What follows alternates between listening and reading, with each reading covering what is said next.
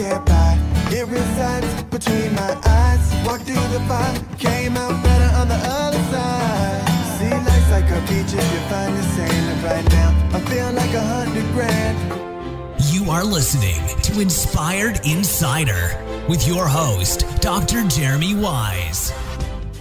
Dr. Jeremy Weiss here, founder of InspiredInsider.com, where I talk with inspirational entrepreneurs and leaders. And before I introduce today's guest, Chris Clark of Digital Ignite, Chris, I always like to mention past episodes people should check out. You know, I've had some really interesting guests over the past decade, you know, the founder of RX Bars, P90X. But what I love is the companies people have never heard of that are doing really cool things in cool niches, and especially in the agency world. So I had...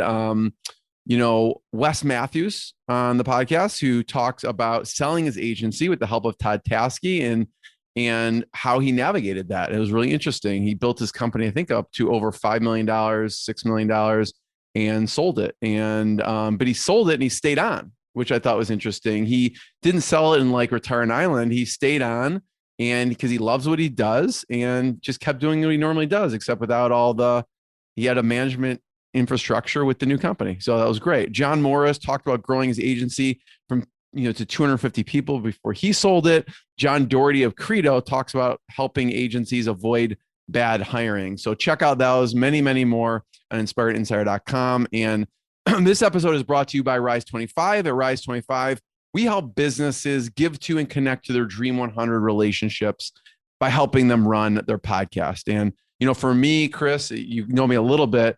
The number one thing in my life is relationships. I'm always looking at a way to give to my relationships. And I found no better way over the past decade to do that by having a podcast profiling the people and the companies I love, I admire, I want to learn more from personally. I want my audience to learn more from. And it's amazing. I'm going to South Carolina in a couple of months. I met Chris. Chris is in South Carolina. He's already given me some recommendations. So you will break bread with people at some point, so I love it. I've had best friends come from the podcast where we go on vacations together. So you just never know all the great benefits of having it. So if you've thought about it, you can go to rise25.com, email us. We've been doing it, like I said, for over 10 years. Happy to answer any questions you have. I'm excited about today's guest, Chris Clark. He's CMO and managing partner at Digital Ignite. You could check it out at digital-ignite.com. They're an advertising agency, not just any advertising agency. Chris and I were talking before we record, and they are really powered by data, and they do things differently. So we'll talk about what that looks like. And they're based in Charleston, South Carolina. They've helped clients ranging from grocery stores, frozen pizza brands, vacuum cleaner brands, kitchenware, even minor league baseball teams. So it spans the gamut. Thank you, Chris, for joining me. Hey, thank you so much, Jeremy. Wow. Yeah. It's exciting to be chatting. I know we've, talked briefly over the last, month. I'm excited for you to get down to Charleston. It's scorching hot here right now. So if any of the listeners have been to Charleston between July and August, it's unbearable, but we do live in Fantasyland. It's an amazing place, plenty of beaches, plenty of amazing food, drinks, and all of that. So excited to get you down here so we can, at least, I know you've got it planned out. I know you said your wife's kind of got it all sketched out. Exactly. But I'll definitely give you some good spots and some barbecue, some good late night, some dive bars if you like it. And I know we briefly spoke on baseball, so hopefully the RiverDogs are in town while you're here too and get you over there. Let's start with the RiverDogs. Yeah, I would love to go to a minor league. I mean, my dream growing up when I was younger was to be a catcher for the Cubs, and then it turned into a chiropractor for the Cubs, and then turned into just hitting back to batting practice on Wrigley Field. But the RiverDogs. Yeah. What did you do with the RiverDogs? So, okay. Yeah. The RiverDogs are a single A baseball team here in Charleston. They are owned by, going back to the Chicago Cubs in the Chicago area, Mike Beck. So if you are... Sure. I remember he's a pitcher. He's a pitcher for the Cubs, right? No. So his dad, I can't remember if it was Mike Beck Sr., but his dad did, actually, I think was instrumental in putting lights at Wrigley. So, oh, really? Okay. I'm thinking of a different Beck who was pitcher for the Cubs. Yeah. So, and then Mike Beck was instrumental in I think it was the Demolition Disco Night back in like the 70s, late 70s or whatever. I believe it was in Detroit or Chicago or whatnot.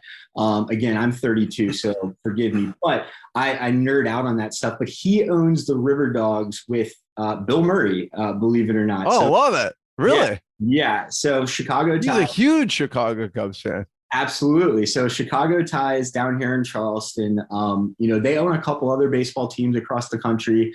I believe the St. Paul team, minor league team up in Minnesota. But yeah, so the RiverDogs have been one of our clients for almost 6 years now.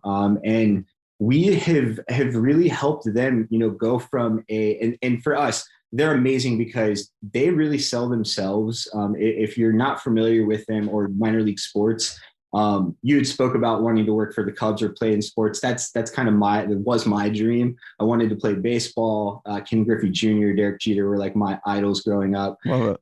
And once I realized, what position were you? So I'm left-handed. And when you're left-handed in Little League, you only get to do two things. One, they force you to be a pitcher because there's not a lot of lefties. And then two, they put you in the outfield. And I'm not tall enough to play first base. So I was going to say first base is a common one too. Yeah. So I got to be in center field, which when I was a little kid, I didn't really get it because I was like, you know what? F this. I'm a shortstop. I want to be Derek Jeter. But, I quickly learned, okay, I'm fast. I can cover the gaps. So, I'll play center field, and then I learned how to throw a curveball. And so in Little League, you can definitely strike some kids out with a curveball, but when you get up higher, it doesn't work out that well when you don't have speed. So can't hang too many curveballs, when you're in middle school and high school. So back to the outfield I went. But other than that, it wasn't that great at baseball to get to the next level. Love it to death though. But it drove me to want to be a journalist or be in sports somehow. So I grew up in Roanoke, Virginia, and my mom is in advertising. So that is why I feel like I'm in this. I was either going to be in advertising or the military. That's where my dad is. The whole majority of my family is military, and love the military, respect it. But for me, very creative driven person. But my dad, when he was in the Marines, as a side gig was my uncle ran the grounds crew for a team called the Salem Buccaneers. And if we're going to nerd out on baseball, they're in Bull Durham. They were a Carolina League team that played the Durham Bulls back in the day. They're now the Salem Red Sox, which I hate the Red Sox. It stinks that the hometown team is the Red Sox. But yeah, he just helped out grounds crew. So I literally hung out in this shed as a little kid while they were like taking care of the lawn. But like, pitchers like Tim Wakefield were there. Moises Alou was playing there. So got to like meet, a lot of random baseball players that went on to the major leagues, and it just really got, stuck into my blood. But from there, I went into work in minor league teams and all of that. But, I got to achieve my dream of working in minor league sports, learn the long hours and the low pay. So got that out of the way. And that's why I'm in the agency world. But coming full circle to working with the RiverDogs, minor league sports, you're there for the entertainment value. You're not there necessarily for the on-field performance per se. You could be there. I mean, if you're a really big sports nerd, why not? But unless there's some players that are going up to the next level or coming down to rehab, you're not really there to watch those players. You're there for Thirsty Thursdays, which the RiverDogs do really well, dollar beer night.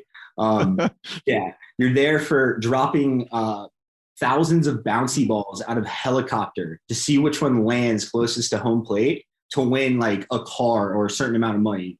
I love that. Wow. Yeah, you're there. What are some of the other creative marketing stuff? I feel like the minor league teams are really creative at that. Well, so yeah, exactly. That's where you've got to drive people into it. The RiverDogs have like a DJ up on the grandstand up top. They just had a promotion where it was toilet paper night. So they made fun of COVID, and then they rolled the whole stadium afterwards. So the players after the game, they're sitting there just chucking toilet paper everywhere. And so for that, we live in a town that is tourist driven. Charleston's been the number one city in the country, 10 out of I've been here 11 years. And I think it's been number one or number two in Condé Nast like every year. It's a good thing and a bad thing. So we are very tiny here. We're on a peninsula. All these people coming in, infrastructure is not that well, but on the flip side, we do get a lot of really unique opportunities with businesses coming in. Volvo's here, Mercedes is here now, Boeing's here. But with the RiverDogs, being able to hit those individuals that have been moving in here at a rapid pace. It's hard. Yeah. Yeah. People aren't aware that there's a baseball team here. And then also you've got the tourists here. So within 25, 30 minutes of Charleston, you've got plenty of beach opportunity to hit tourists. You got little island cities that are around. So our job is really to help educate these individuals that, hey, there's a baseball team here. Because if you're a local, the RiverDogs. And if you are a baseball fan, the RiverDogs. So they've got that covered, And so for us, we try to use creative and experience-driven just nostalgia from the RiverDogs past or current season, with our ties to hit these individuals. And so we've put together a full channel marketing campaign for these guys. And so we've worked with them over the last 5 to 6 years. And the big thing that we've helped them do is now show transparency in ticket sales. So before this, digitally, they were just having ads served out there to the masses, maybe just serving it on Google. No real strategy behind it, not being able to kind of see what was going on. So we came in and we installed a dynamic pixel that helps us track ticket sales. So we've worked with their ticket provider over the last 5 to 6 years to show every ad out, every dollar in.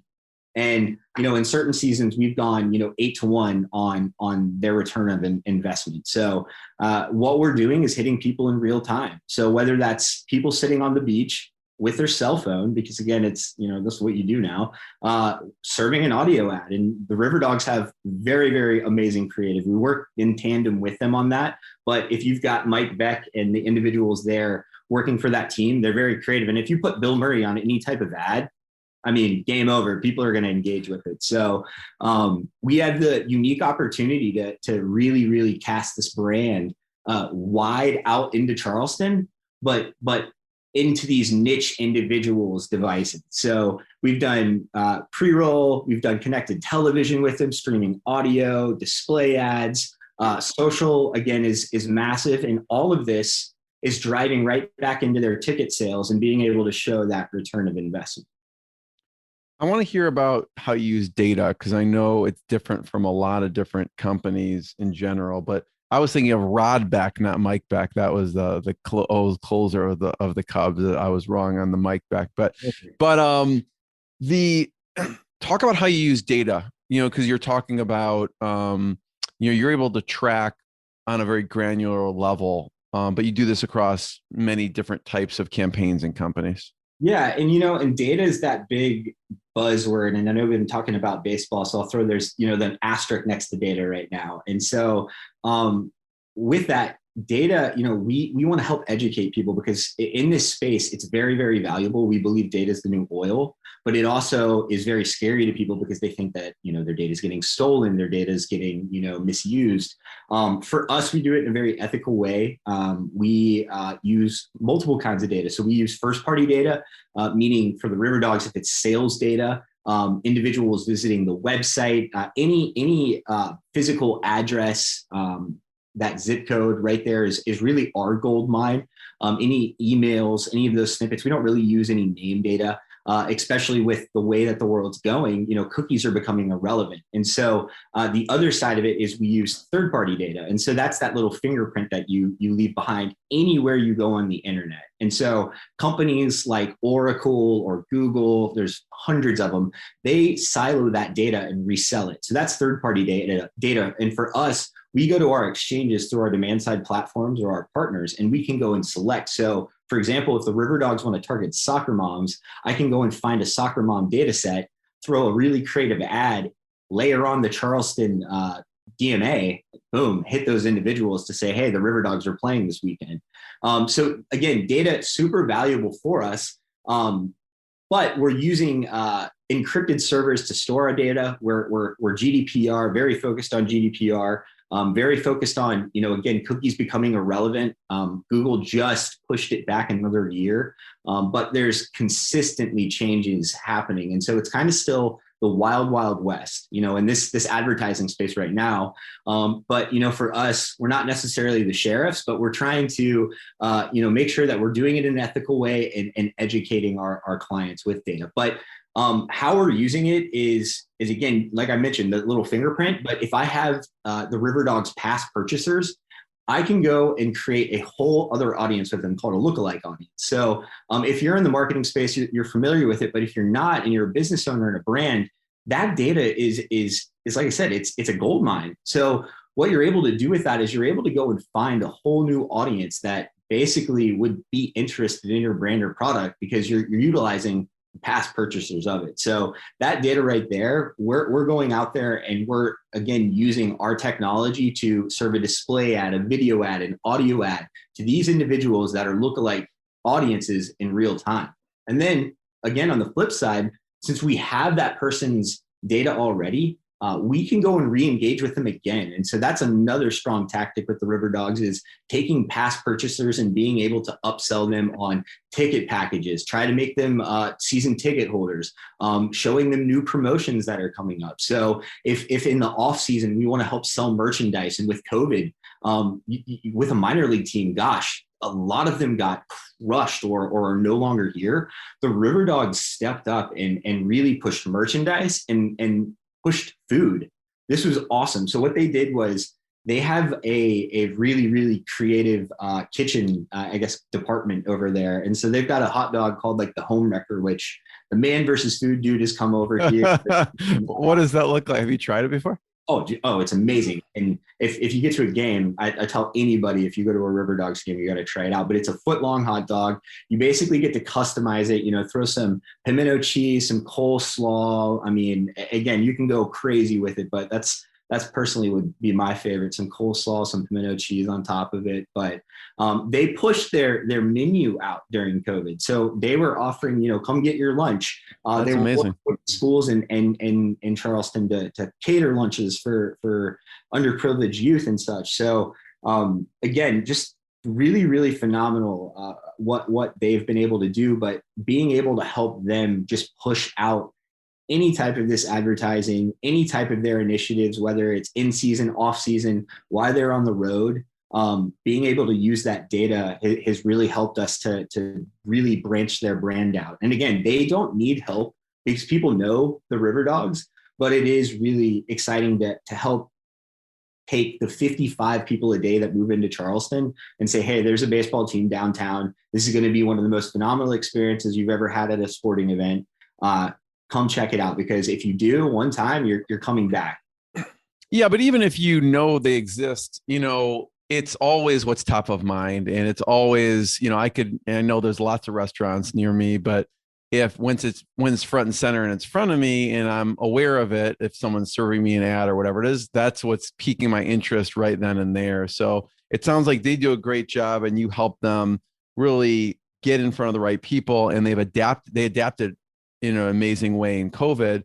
I want to talk about the timeshare stuff because it's a very competitive space for the different companies trying to get, their, probably inventory filled. But before we get to there, I want to I love what you said. And if there's any other creative ways that, the combination of getting in front of people and creative ways of marketing, you mentioned the bouncy balls. You mentioned Thirsty Thursdays. And I feel like minor league teams are really good at these creative promotions. What are some other creative promotions that you remember helping run with the RiverDogs? Maybe it's ongoing. Maybe it was a one-time thing. Yeah, I'm trying to think. I know they've done like, oh gosh, what it's like the soap. Like, how you have foam parties and stuff like that? There's been like stand foam parties. There's been concerts after the fact. The fireworks are a really big thing because where the RiverDogs are, the stadium's right on the Ashley River. So basically from like right field to center field, if you're sitting behind home plate or to basically to third base line, you can see the river. And so fireworks coming up. So that's always been awesome. Shooting somebody out of a cannon is always a really cool thing. They've had people parachute into the stadium. Bill Murray's thrown out the first pitch. I mean, that's always, amazing. It's actually every first opening day game, the mayor of the town will throw out the first pitch. And so Joe Riley was the mayor in Charleston for don't hold me to this, probably 40 years. He was the longest running mayor in the United States. He's no longer the mayor, but Bill Murray would come out and pick him up and spin him around and throw out the first pitch. So and I guess with that you can see John Goodman's been there. Danny McBride lives in Charleston. So you're seeing there's some celebrities. Yeah, Anthony Bourdain was down here, when he was still alive. He came and filmed an episode in Charleston of No Reservations, and he was with Bill Murray and Sean Brock, who is a famous chef. He's in Nashville now, but they were at the Waffle House. Anthony Bourdain had never gone to a Waffle House, so so you never know and who you'll see. But promotion wise, again, they run across the gamut. I actually worked for a minor league hockey team, and, we kind of had our hands slapped by the league on what we could do. On the flip side, what the RiverDogs can do, it's awesome. I love that, at the end of the game, the little kids can go run the bases. That always meant so much to me as a little kid, being able to go out with the players before the game and all of that. So they really do make it a family fun, friendly atmosphere. I love it. So talk to me about what you did for this timeshare company. Yeah. So it's actually a coalition. So we work with the American Resort Development Association. And so that's ARDA, and they basically work in tandem with all of the major players out there, whether it's Marriott, Hilton, Holiday Inn, Disney, Margaritaville. And so what we've done with them over the past couple of years is there's a couple initiatives. So the first one is responsible exit. And so we've worked with them in tandem with these different members to help educate individuals that have had negative experiences with timeshare exit companies. And so basically there's a stigma there. Exactly. I was going to say there's that negative connotation when you think of timeshare or anything timeshare related. But on the flip side, if you've ever been to a timeshare or owned one, or in recent, or actually not recent, but in any time in the last decade plus, they're amazing properties. They're amazing amenities. These brands that have come in have really changed that stigma to the positive. And so on the flip side, with responsible exit, you've got these exit companies out there like Timeshare Exit Team, and there's hundreds of them, and they're all in lawsuits right now.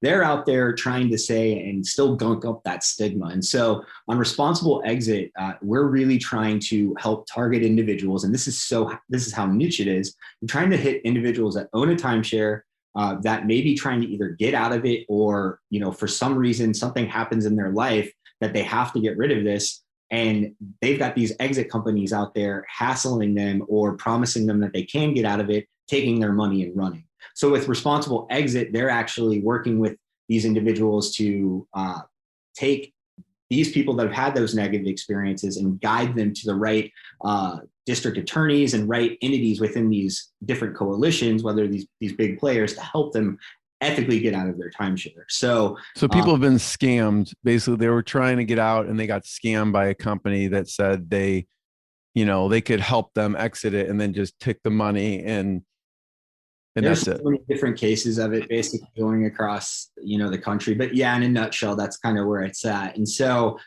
we've ran a really in-depth campaign. Before this, they were spending a mass amount of dollars on doing just Google AdWords. Nothing wrong with Google AdWords, but Google AdWords gets expensive, and you're just on one platform within Google. So if you've got all of these major timeshare exit companies out there, guess who's spending all of that money on Google AdWords for just one specific keyword to get that one click? So we came in and audited what they were doing. And so, again, still using a little chunk of that AdWords budget, we flipped the rest of that budget into a multi-channel approach. So using third-party data and then data provided by the coalitions out there, we've been able to educate and target these individuals that have been having or being hassled by these exit companies. We've been serving creative to these people to drive them to a landing page, to fill out this quick form to where we'll put them in contact with one of the employees over at Arda to help them navigate them back on that journey. So we're using stuff like contextual keyword targeting, which is a tactic where it's on the flip side a little bit cheaper than Google. So, but cheaper is in this case a little bit better, because with contextual keyword targeting, we're hitting individuals that are typing those specific keywords that were still effective on Google, but we're hitting the rest of the internet. So anybody that is typing timeshare exit, how to get out of my timeshare, any of those related keywords, we're picking them up with our algorithms across the open internet.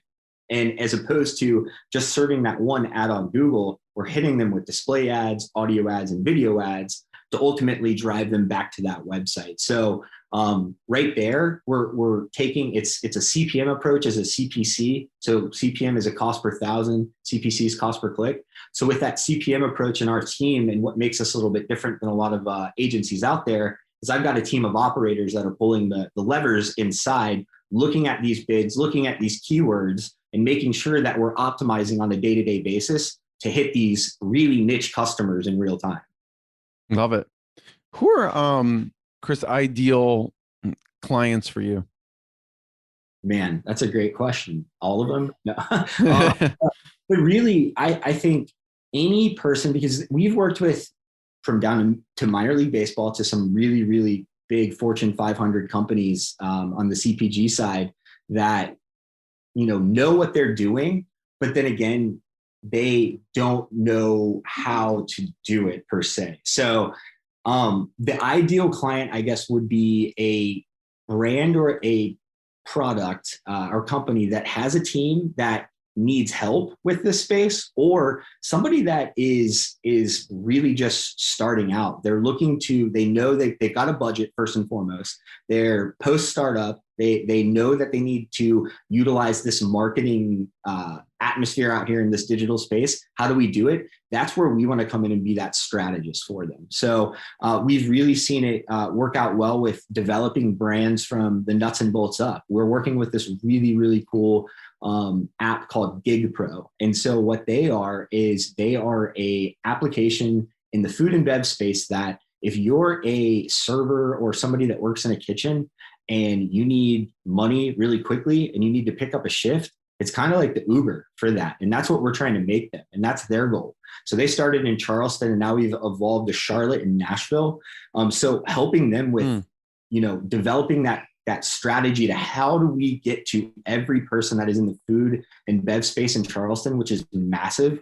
How do we hit these line cooks? How do we hit these bartenders to let them know, hey, the bar down the street needs somebody tomorrow night, like ASAP. And if you've been to any restaurant lately, it is rough out there. So this app is taken off at the right time. And so we've helped them from the creative and branding aspect of their brand to the strategy of getting it out there. And again, it's just targeting those individuals in real time. So that's a really fun company. And then on the flip side, going into some of these larger companies that, for example, one of these large CPG vacuum cleaner brands that we work with, they were doing long form TV up a year and a half ago. And if you know what long form TV is, at 3 a.m. or 6 a.m, when you get up, you're watching infomercials. Our ad. Exactly. Yeah. I mean, I've had interviewed Ron Popeil. I don't know if you know who Ron Popeil is, but he was one of the infomercial kings early on. Yeah. Who is, I don't know if he's credited, but wait, there's more. So I totally, yeah. So well, I'm not trying to poo-poo long form TV. I just think there's an effective way now. Totally.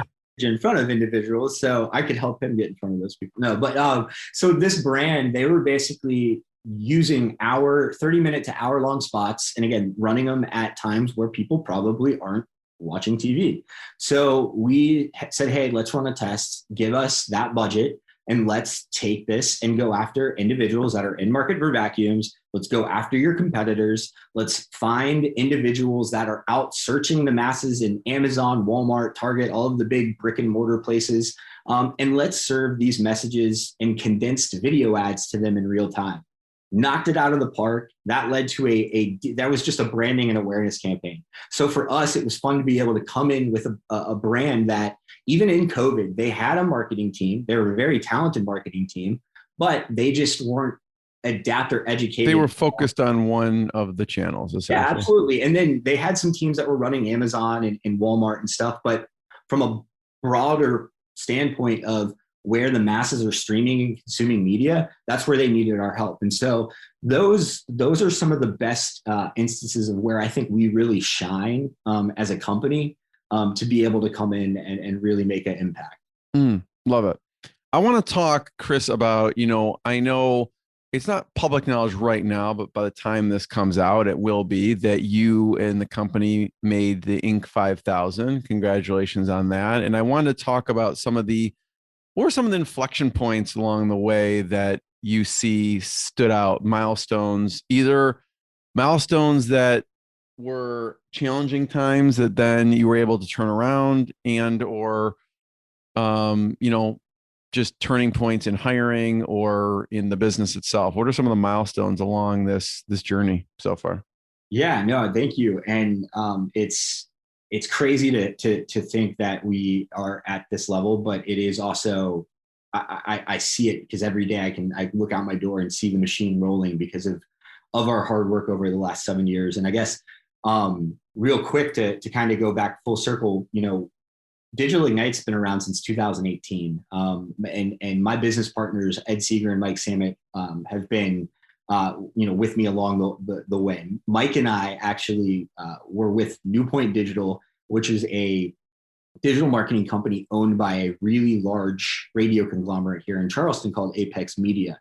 Mike and I came together as I was the tech nerd, Mike was the sales juggernaut. We came together and really formed this amazing company, brand, whatever you want to call it, off the heels of this radio station, a radio conglomerate. Now, back 7-8 years ago, we were like the redheaded stepchild. They would monetize their radio budget before digital, and it was always clashing. They'd say, hey, let's do this huge radio buy. And oh, by the way, on the way out, here's this digital pamphlet. And then Mike and I would go pick up the scraps, and so, but we knew that we were building something great because we could see how everybody else was selling digital, which was they were selling a package and outsourcing it to New York, DC, LA, some of the major agencies at the time that were doing programmatic. The benefits of us being able to see that were we were doing programmatic, which if you're not familiar with what programmatic is, it's a made up word, not now, but it was 10, 15 years ago, but it means to buy and trade media in real time. And so programmatic is a massive weapon in the digital space right now. And 6 years ago, when we were at Newpoint, we were one of the first companies, at least in our area, that were doing any of this in-house. So like I said, most of the agencies were outsourcing it. We brought the engine in. And so we partnered with a company out of London called Admito at the time. And they were just trying to come into America to test the waters, see if they could sell this platform here. And so we were their guinea pig in a way. And so we went to the clients out here and really introduced them to this programmatic space. And right away, the benefits of that were cheaper prices at CPMs because everybody was outsourcing and that middleman had to get the cut. So for us, since we were doing it in-house, we were able to provide that cheaper price. And unfortunately, back in the day, there was no strategy. It was really just there was strategy, but it was really a race to the bottom of who could sell the cheapest CPM for the most amount of impressions. Well, over time, you realize okay, there's so many different layers in how we want to target individuals and impressions, and just serving a massive amount of impressions might not be the main benefit of it. But we really cut our teeth with Admito, and that allowed us to expand into just being able to work with major players in the space, whether that's Trade Desk, TubeMogul at the time, which is now Adobe. Adobe actually bought them. Worked with AppNexus, that's Xandr. We worked with DataZoo, that's Roku now.